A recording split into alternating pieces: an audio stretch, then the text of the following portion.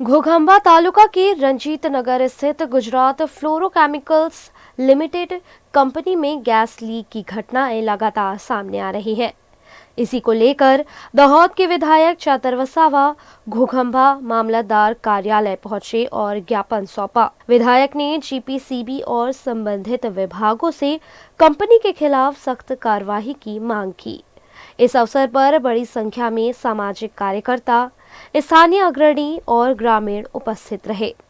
स्थिति को देखते हुए मामलतदार कार्यालय पर पुलिस बंदोबस्त भी रखा गया। इन बार बार हो रही घटनाओं से स्थानीय लोगों में गुस्सा फूट पड़ा और उन्होंने कंपनी गेट के बाहर धरना प्रदर्शन भी किया। लोगों की मांग को गंभीरता से लेते हुए प्रशासन ने GFL कंपनी को क्लोज नोटिस जारी किया और तत्काल प्रभाव से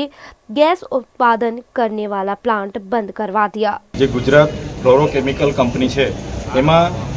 30/9 रोज गैस लीकेज करवामां आव्यो अने जेना कारणे आजूबाजू गामना लोकोने शारीरिक तकलीफो थई अने आजूबाजू विस्तारना सामाजिक आगेवानो रजूआत करवा माटे त्यां गया त्यारे एमनी एक ज वात हती के आ स्पष्टता करवामां आवे के शुं थयुं छे,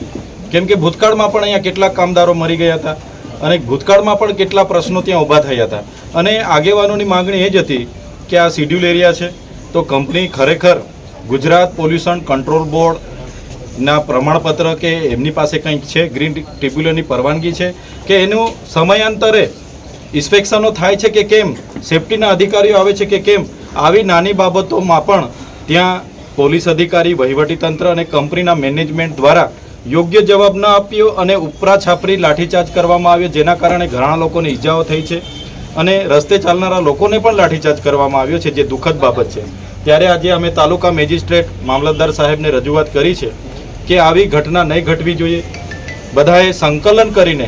અધિકારી હોય, પ્રશાસન હોય, અહીંના સ્થાનિક આગેવાનો હોય, કોઈ પણ બનાવ બને કે આકસ્મિક ઘટના ઘટે એનું નિરાકરણ લાવવાનું હોય એની જગ્યાએ વધુ ઉગ્ર સ્વરૂપમાં વધુ મોટો બનાવ બનાવવાના જે પ્રયાસો થયા છે એ ના થાય એ બાબતે અમે ધ્યાન દોર્યું છે અને સાથે સાથે આ કંપનીમાં તાત્કાલિક ધોરણે એ ગ્રીન ટ્રિબ્યુનલ, GPCB અને પર્યાવરણ તમામ વિભાગો દ્વારા ઇન્સ્પેક્શનો કરીને આને હાલ પૂરતી પણ કંપની બંધ અને એના પ્રોડક્શનો પણ બંધ કરવામાં આવે એવી અમારી માગણી છે। કેમ કે એમનું જે કેમિકલ યુક્ત પાણી આ વિસ્તારમાં છોડવાથી ભૂગર્ભ જળ હોય, અહીંના ઉપરના નદી નાળાની હોય કે ખેતીની જમીન હોય, પર્યાવરણને જળવાયુને ખૂબ મોટું નુકસાન થાય છે, જેથી કરીને આ પ્રકારની કંપનીઓને બંધ કરવામાં આવે એ પ્રકારની અમે રજૂઆતો કરી છે।